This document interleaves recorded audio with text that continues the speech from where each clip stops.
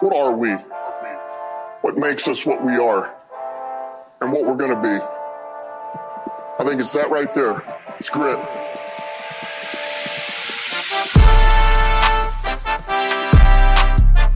It's grit.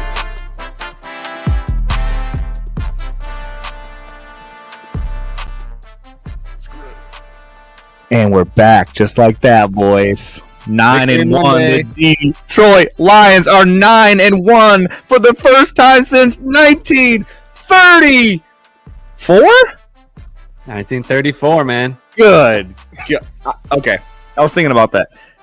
None of us were born. None of our parents were born. My grandparents weren't even born. They were born in the 40s. Bro, like when they say, like, I wish we were living in the good old days, this is the good old days right now. So you better appreciate it. Did you get my I put a little Instagram thing out there today. Did you see that with the guy from The Office, Andy, talking about the good old days? Yeah. That's what made me think of that. That's exactly it, man. Beautiful. All right. Well, the All Grit podcast. Welcome in, ladies and gentlemen. I am your humble host, Caleb, joined alongside me by the one and only man who runs the soundboard, Adrian Stinking Labra, ladies and gentlemen.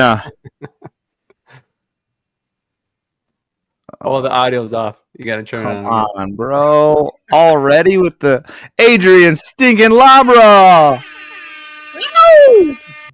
Yeah. And none other than Plax. Victory Monday right. again. Getting pretty used to these. You know, the only time that we won't have Victory Mondays is when the Lions play on Thursday, because then it'll be a Victory Friday. Correct. Correct. Fair point. And yeah, we're one short today, so we will pour one out for Clay. All right, we miss you, man. He's out in Chicago. Make some bread. Got to feed the family. He's working. Someone's got you. All right. You all are here for the Detroit Lions news, but before, we're going to get into a brief message from our sponsor, and then we'll be right back to talk all things Lions. Customer reviews matter. Protect and manage your digital reputation today with Trustily. We help you manage reviews across Google, Facebook, and over 60 other sites, all in one place.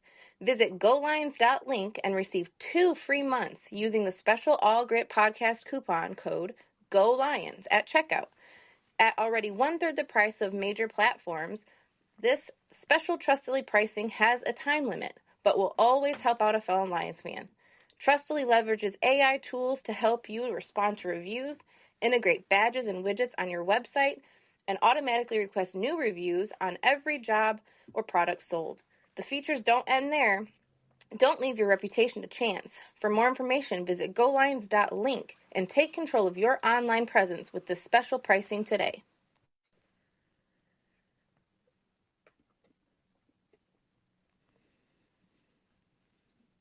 You're muted, Caleb. Yeah, I tried to be quiet for the sponsor. I didn't want to interrupt them. So we're back. We are 9-1 from the Jacksonville Jaguars demolition. How we feeling, boys? Bro, I'm just like, what was his name? I wasn't here on the last pod. Was it John? John Kuhn. John Kuhn. I'm sorry, bro. I'm sorry for what we did.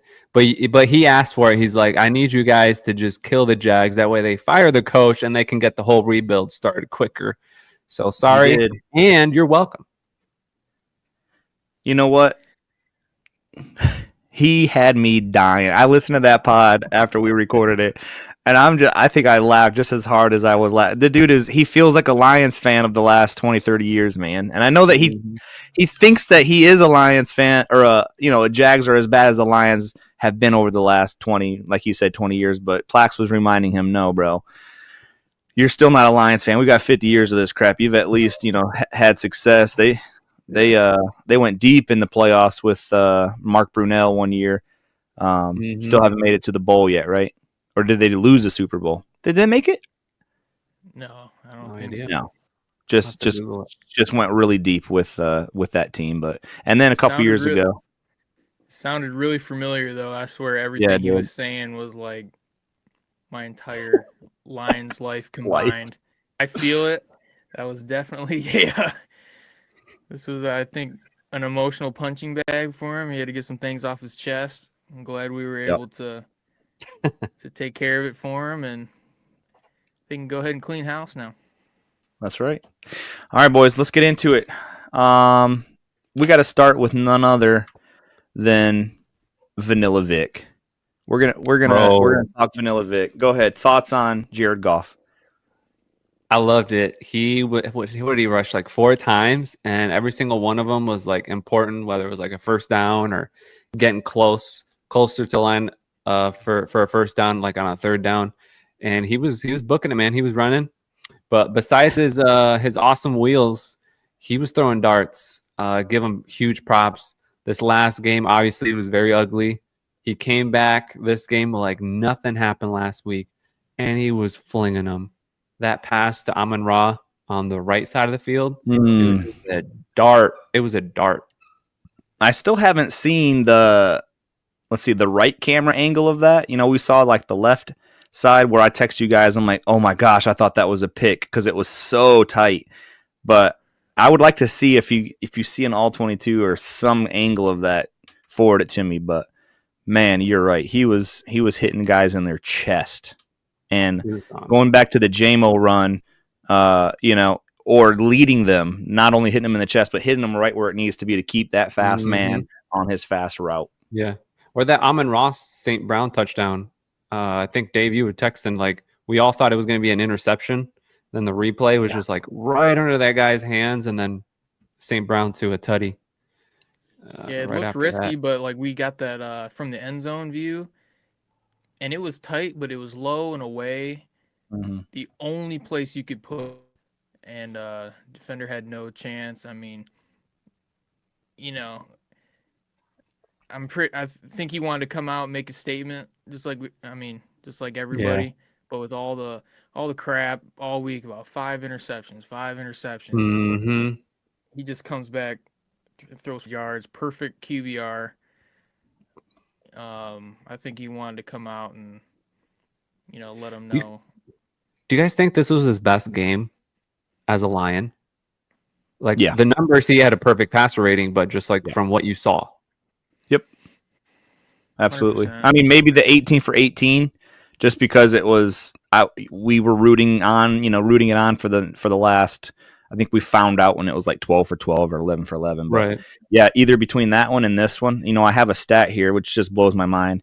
It says Jared Goff is now the only quarterback in NFL history to have multiple games with 400 plus passing yards and a 158.3 passer rating. Now that is the highest that the passer rating goes in the NFL, 158.3. He's had multiple games with 158.3, 400-yard passing.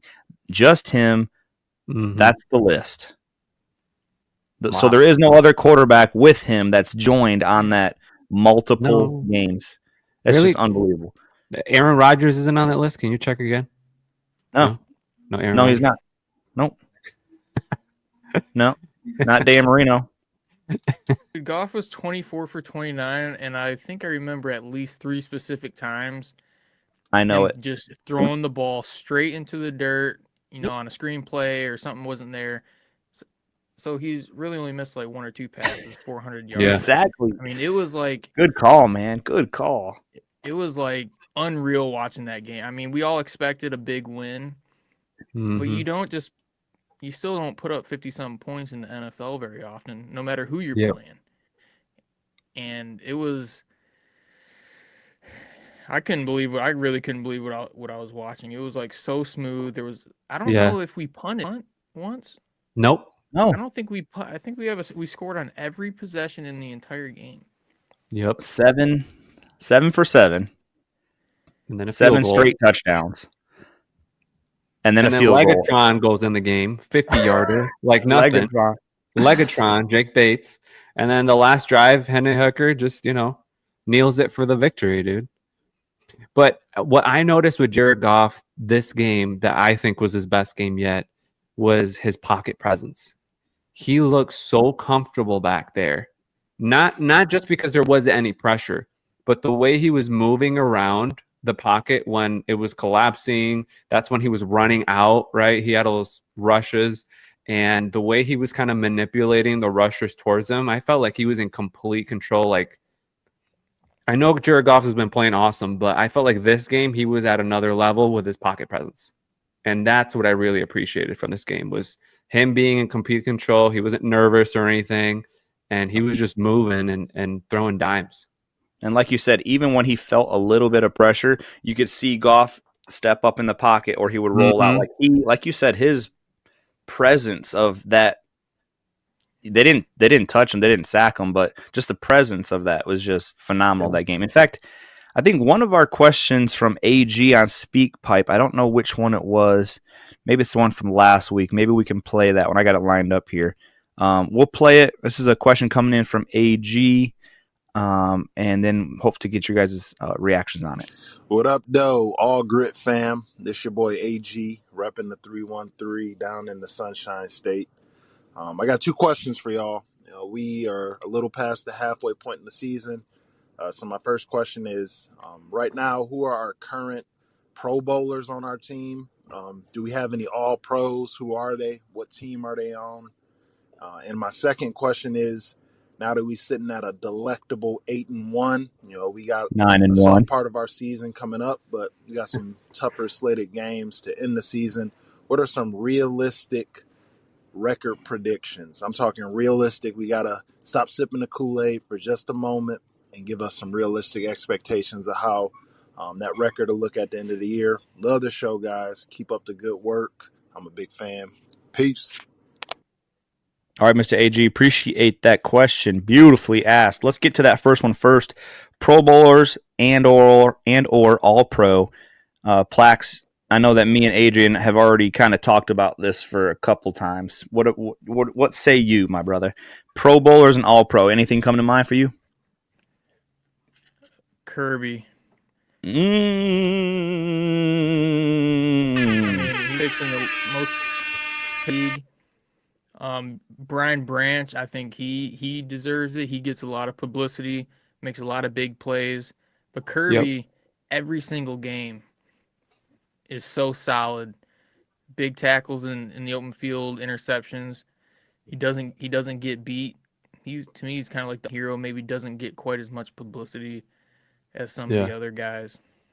Yeah, because he didn't come out of Bama. He didn't come out of a big school. But I think you're right, bro. I think Kirby Joseph is first team All-Pro. And Brian Branch is too. I think he's first team All-Pro as well. But I don't think the voters will want 2 safeties from the same team, first team All-Pro. So my hot take, my bold take, Caleb, if we're looking for bold takes at the end of the season, Kirby Joseph's first team All-Pro, Brian Branch, second team All-Pro. I couldn't agree with both your guys' selections. Except I'm going to go ahead and say it. Brian Branch, besides the interceptions that Kirby is leading the NFL with at this point, Brian Branch is still playing better ball, all around ball. His tackling, his coverage, he's just not picking the ball off, but he's also punching the ball off. He's also recovering fumble. So I'm going to say they're both going to get voted to the Pro Bowl.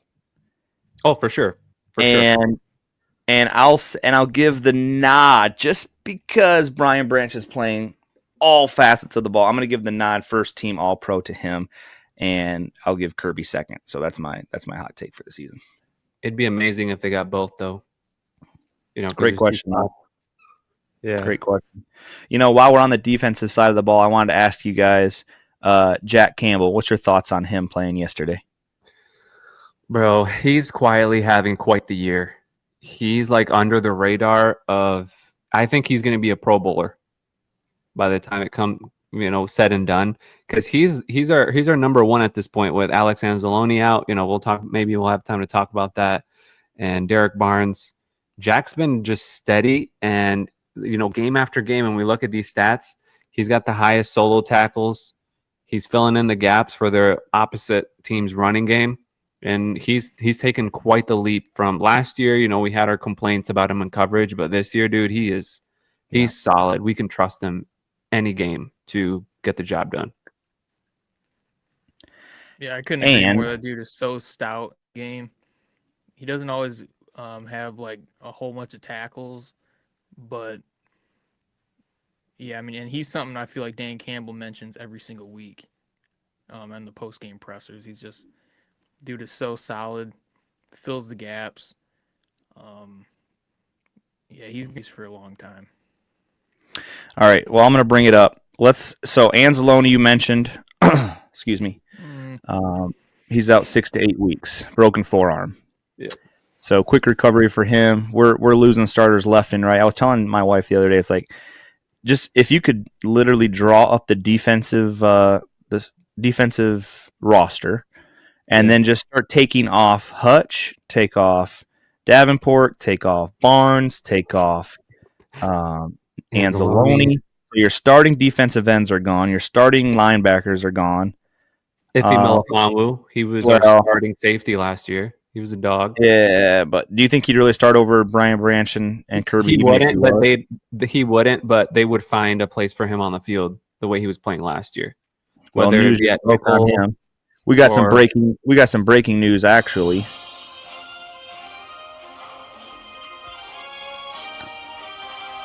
Ifeatu Melifonwu is told to be out longer than what originally thought. So there's our thought on him. So there goes using him back for anything. So yeah. Anyway, we're losing starters left and right, bro. Yeah. He was supposed to be back this week, but it looks like he had another injury come up, so he's going to take longer to come back. You know what? He hurt, man. He's really the glue for that middle. I mean, he's played so well, and that's the one thing that always gives me that nasty feeling in my gut going into these games against a team that you pretty much blow out. Is that injuries are always still a possibility, and it really sucks to lose a guy like that in kind of a meaningless game. I know. Exactly, especially the meaningless part of that. You know what? Going back to Melifonwu, you guys remember Charles Rogers? You old enough to remember when he came out of state, and everyone had great expectations for Charles Rogers. What happened to him? He kept getting injured. Dude could not stay on the field. He had problems off the field, but still, it was injuries that kept him out. So Melifonwu, when he was growing up, his mom said, drink your milk. It's going to make your bones strong. And you want to know what he said to his mother? No. Calm down.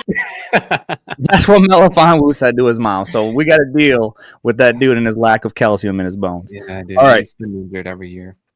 All right, boys. We had a introduction to a new pass rusher for the Detroit Lions. Mr. Zadarius Smith made his impact yesterday. What did you guys think of his first game? Well, he fits in like a perfect glove, dude. Like the way he comes into the city with his buffs on. Then they're like, "Hey, you bought some buffs?" He's like, "No, I've been having these buffs for 3 years." And we're like, okay, like he belongs in Detroit, bro. He brings the style and the swag, and then he goes to the game dressed up in a Rasheed Wallace jersey. If that tells you anything, if you know, you know. So the dude fits in perfect in Detroit with the culture in the city. So we already love him. And he had a great game to start first. Like it wasn't flashy, it wasn't like crazy, but he got his sack, and you can tell like his presence with the young guys is gonna help out the entire defense. Can you look up his pressures on that? Sorry, Plax, I'll let you go. Let's let Adrian look up the pressures that he had, because he only had like that half to one sack, but I saw him coming off the edge several times. Go ahead, Plax, with your thought. Yeah, I think he did exactly kind of what we expected. You know, we don't expect him to be Hutch and have 5 sacks in a game, but early and often, even without getting to the quarterback, he was in the backfield. Making the quarterback at least have to adjust. It was nice to see he finally did get the sack, but he held his edge. And I think he did exactly what we expected. We're not going to expect the same type of production statistically, but I had my eyes glued on him pretty much the entire.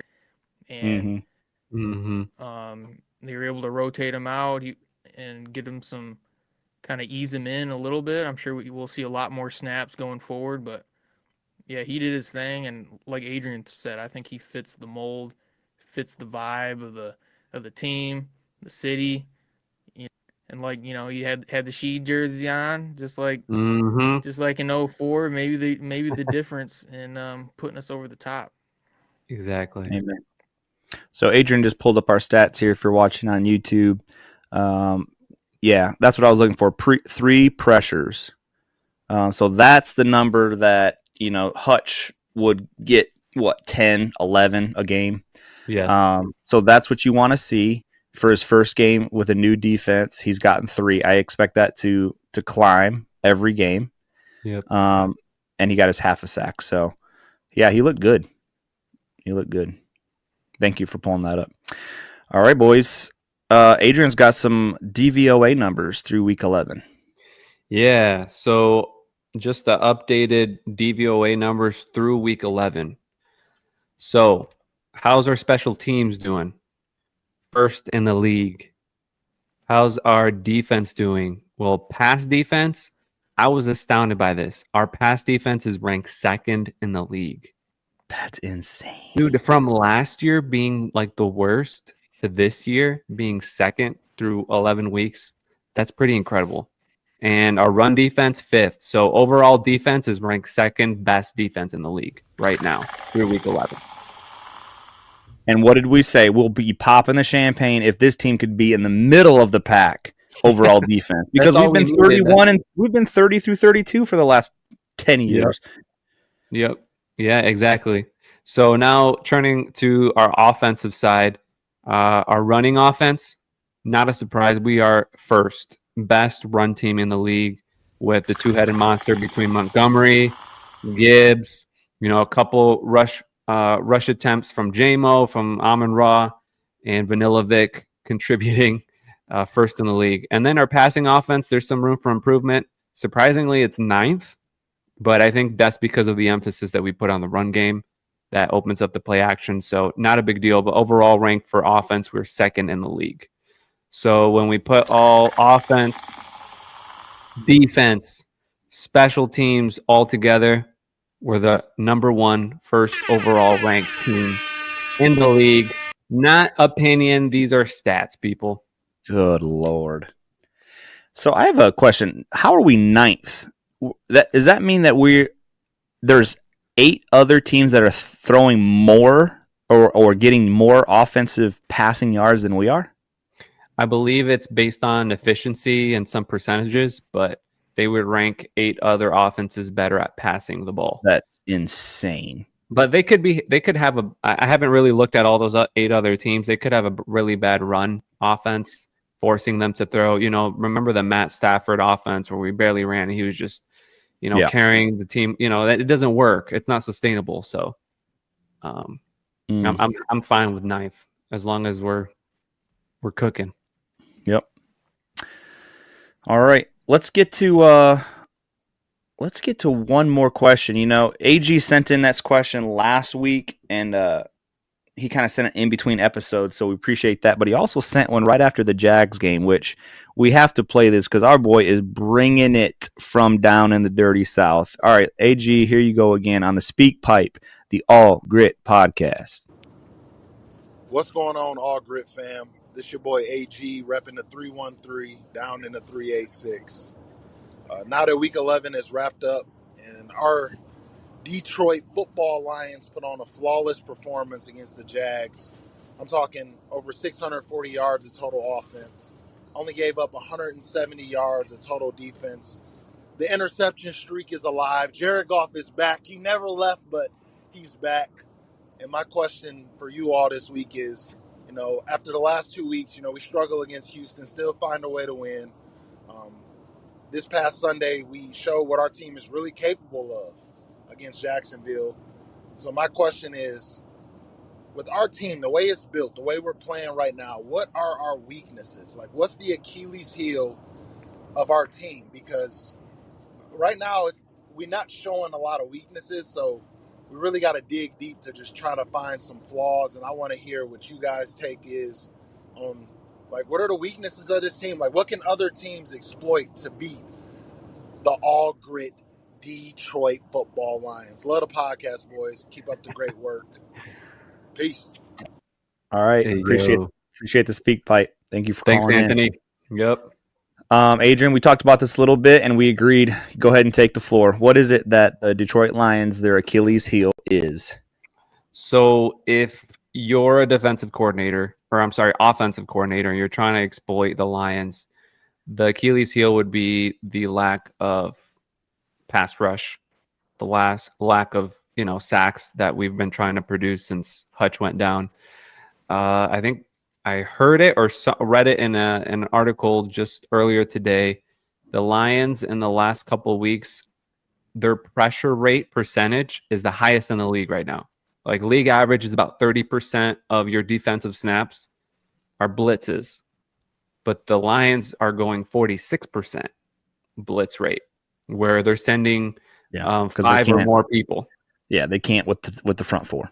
Exactly. So if your offensive line can at least make scheme against that blitz package, they might be able to exploit that. But even when they commit more than 5 or more people, the defense, the secondary is holding up. So they we just went over the DVOA numbers for the defense. They're doing fine. So that's the only thing I can think of that someone could exploit. No. We talked about something else. Hold on. That is in their control, but this one's not in someone's control. This is internally the Lions.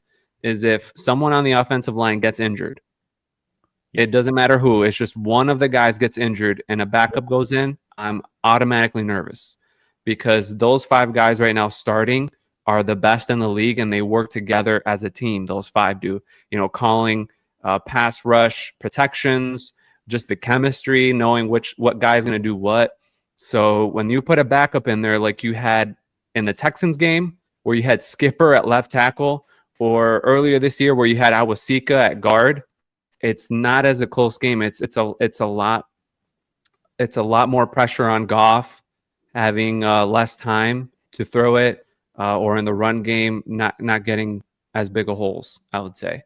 So one's in another team's control, the other isn't, but it can happen quite easily. Is having one of our guys down on the O-line. I see how you did that. Yep.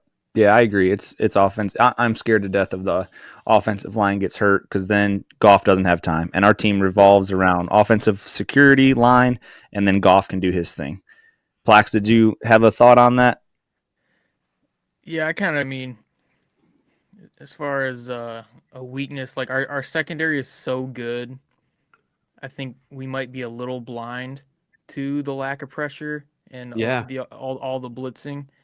That's a good point. Yeah, I've been going back to like the game against the Vikings. I think that was the first one after Hutch got hurt, and even earlier in the season, the quick crossers, the quick outs, quarterbacks who can get the ball out a lot quicker than most. We have had some trouble there. And the one thing I thought a lot about too was we've had some trouble on down against some teams getting off the field. And I just looked up the standings, and I think we're the best third down defense in the league. So it might be a horrible hot take, but I just remember Seattle, Minnesota, a couple other games where we're getting them in third, and they're third and long situations. But teams who can protect really, really well, they're the ones who are going to have the best chance against us, for sure. All right. Appreciate the comment and the call question. AG, keep them coming, man. All right, boys. I need to do this. I got to do a quick shout out. We're going to do a break in the pod. So I didn't even tell you guys this because I wanted to get your reaction. All right. Friday night, I go hunting, right? Opening day here in Michigan. Sit out, see 25 deer.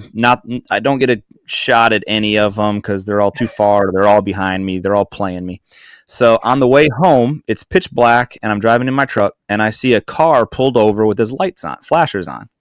And as I'm getting closer, I see a deer with white undercarriage belly sitting right on the side of the road. So I pull over, and I go and check with the gentleman, say, hey, are you okay? Yeah, I could see his front mirror was all busted and dented, and he says, yeah, I'm fine. I said, okay, you called the cops? Yeah, I called the cops. All right. So you want me to take a look at this deer, or did you want to keep it, or he goes, oh no, man, it's all yours. It's all yours. So he gets out. We walk back to the deer, and we kind of waited to see if the cop was going to come. Long story short, he was delayed by a long time. So he's like, yeah, man, it's all yours. So as we're sitting there talking, he's got a Lions hat on, and I'm dressed in camo and everything. And he's like, I'm like, well, at least you're a Lions fan. And he's like, oh yeah. So we start talking. I mean, we're sitting there probably 15, 20 minutes on the side of the road, pitch black, talking about Lions. So I tell this guy, I said, hey, we have our podcast, the All Gritt podcast. He gets out his phone. He goes to the All Gritt podcast right there and subscribes as a listener. He says, I'm gonna be a loyal listener moving forward. So this is and he has, because he's already texted me. Bro, this is what he texted me. Your Jags fan friend is so sad.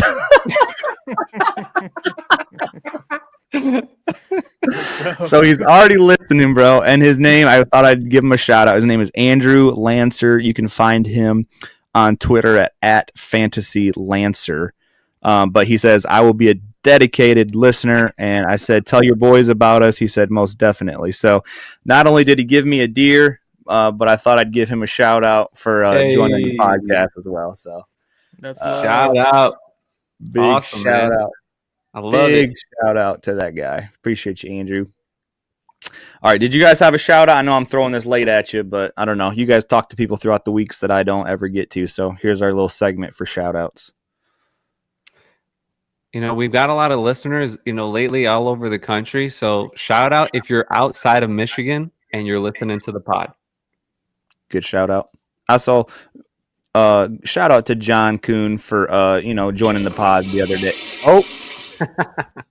Oh, never mind. All right. Let's if you don't have anything, Plax, we're gonna get into our last who fumbled game ball and who receives game ball. But before we do, please take a quick listen to the All Gritt podcast sponsorship. Customer reviews matter.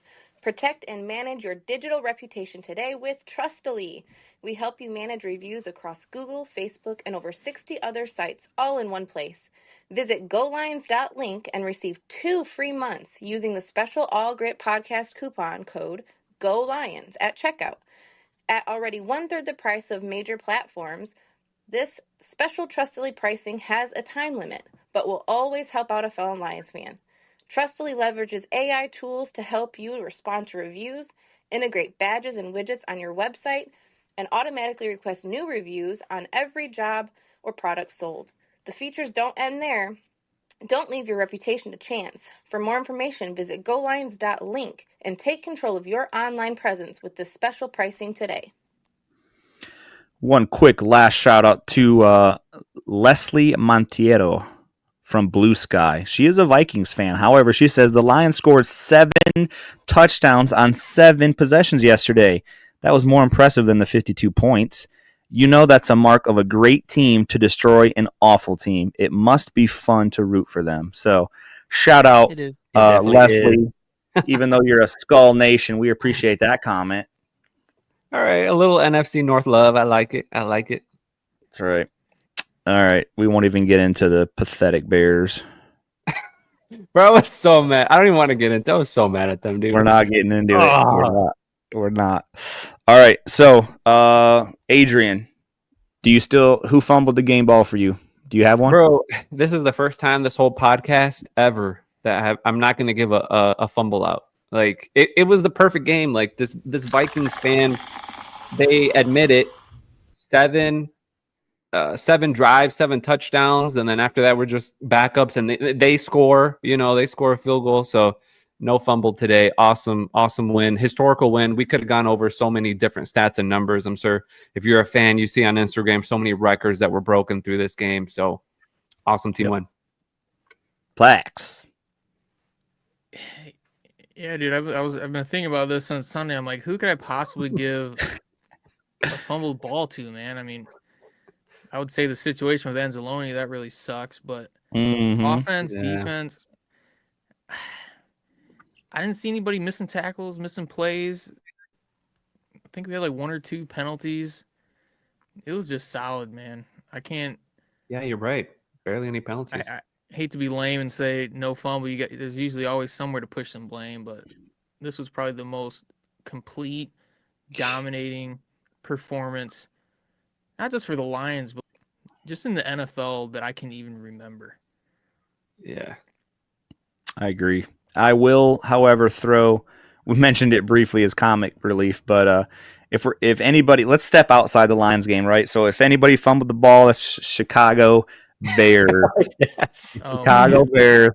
All they needed to do was kick a 46-yard field goal to finally end the 10-game winning streak that the Packers have in over the Bears. And this is what happened with the ball getting hiked. I have the live audio. This was what the Packers did to the Minnesota Vikings. No. Calm down. And then it ended with this. All right, so Dude, all the live reactions. Do you see all the live reactions from Bears fans? Oh my god, dude! That's the funniest part. They had their hopes up. That's dead. Shades of Kansas City. That game, but Yeah. All right, boys. Who received the game ball for you, Adrian? Oh man, this was a hard one, but I'm gonna give it to Goff. Like I was saying earlier, just the eye test that I saw throughout the whole game. This dude was on fire, bro. He was on something. He played the perfect game to me, the way he made decisions and everything. So, game ball to Goff. Blacks?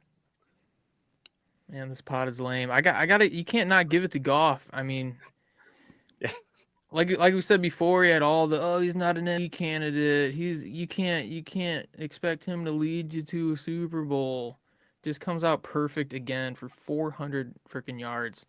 Mm-hmm. I will, and also a shout out to Gibbs. I think he's really starting to get some national attention. Yeah, but his skill and talent was on full display Sunday. That one long run he had, he was in the hole, did that just subtle, almost like a head twitch to just set the linebacker off. Mm-hmm. That dude is sick, but Goff was unbelievable. Yeah. I'm going to go, you know me, man. I'm going to go off the board because you guys are so on the board. You're hitting bullseyes. But I'm going to go, and this game ball is literally only one play. I didn't see this guy show up not one other time. I saw one play, and it excited me so much because Anzalone is out. Do you know who I'm referring to? Malcolm Rodriguez. Oh, Malcolm. Malcolm Rodriguez made a tackle early in the game. I think Anzalone may have still been in there. But I think to Plax's point earlier, the dude is this is a 6th-round pick, I believe, from a couple years ago. We called him Rodrigo. He's an ape. Like the way he just launches at someone, man. 5 foot nothing. And the dude, anyway, look it up. Look up the tackle. It wasn't a sack, but it was maybe a TFL. But the dude wraps him up and just short of suplexes him right at the line of scrimmage. It was gorgeous. I'm going to find the clip and send it to you guys. But my God, I mean, I think that if Anzalone's out, Malcolm needs to step up. So you got Campbell, you'll have Rodrigo, and then you're probably going to have, who's that guy that Neiman? Ben Neiman.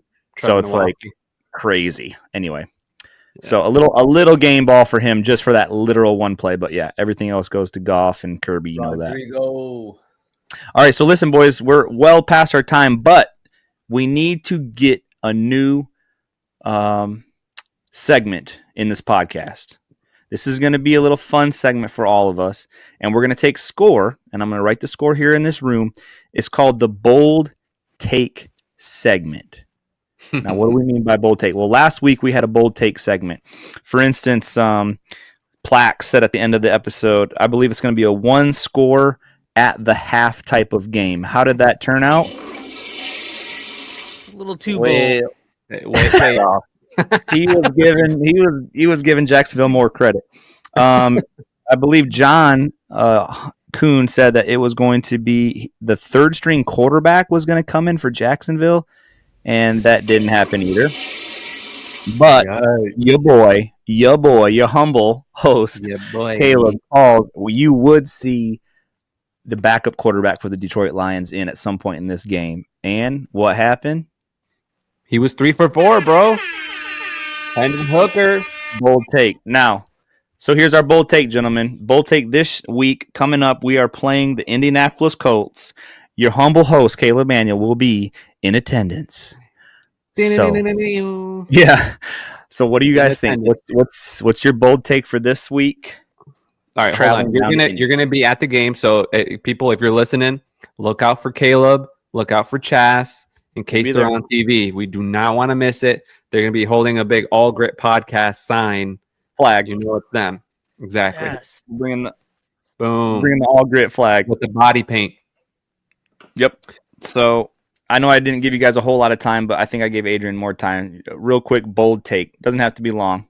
All right, I'll go first. AG, we weren't ignoring your question. Here's my bold take. Our record the rest of the year, we're not going to lose another game. Oh, my God. We are not going to lose another game. But I'm looking at the schedule. I ain't scared of none of these people. I just watched Buffalo, and we can beat Buffalo. That's the biggest team on the schedule left to me. So I was hoping for a bold take for this week. So I guess by that logic, you think that they're going to win. That's your bold take, that they're going to win. That is not a bold take. All right. That's bold exactly. Is they get 2 interceptions and some other kind of fumble or kind of takeaway. So 3 takeaways this game. 2 interceptions and then one other kind of fumble recovery or punch out or something. Takeaways. Dude, I was literally about to say that. I'm so sick of Adrian today. I guess I will. We're on the same page, bro. I will pivot and say, Zylstra, do we have any trick 5 plays? receptions, Whoa, a touchdown, 65 yards. What? 5 receptions, 1 touchdown by Zylstra with a 65 yards? He was moving good yesterday, man. Yeah, he was moving good, bro. All right. Did anybody pick Zylstra up on their fantasy team or just I had Brock Wright. You had Wright. Him up and played him. Teddy. Mm-hmm. All right. Those are 2 really good bold takes. All right. Let's see. Let's go with I don't know. Is 87 out? Is he out officially? He might have another week. I really don't know what the temperature is on it though. Laporta. All right. Man, those are both good, guys. Yeah, dude, we had 7 drives for 7 touchdowns without Laporta. Okay, here's my bold take. Jared Goff will throw 1 interception. Bro, why? That's a bold take? That's a terrible We're take. still going to win. We're supposed to go positive takes on this. This is Hey. the All Gritt podcast. You know me. I'm not a slappy like you boys. I'll be right there telling you how it's going to be. He's going to throw. Oh, here's the bold take. He'll throw 1 interception in the game, but then the very next drive, he'll march him down for a touchdown. There you go. All right. There's the bold like take. that. All right. Take us out of here, boys. Who wants to take us out? Adrian, you want to take us out? You haven't done it. I did it last week. Did you do it Got a last score week? prediction though on the way out? Ooh, score prediction. That's right. I'm going 35-17. 35-17. You got Black. 38-14.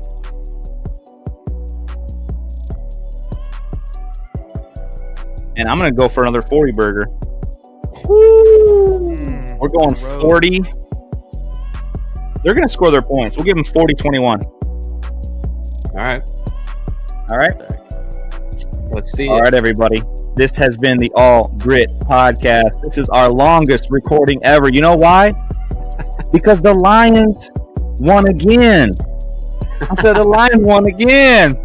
Yeah. All they do is win. 9-1. It's kind of hard not to talk about them, you know? Anyway, we'll catch you all next Monday night, hopefully. And, enjoy the game. Get in your questions.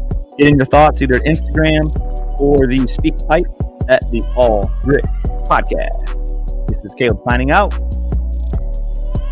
Peace.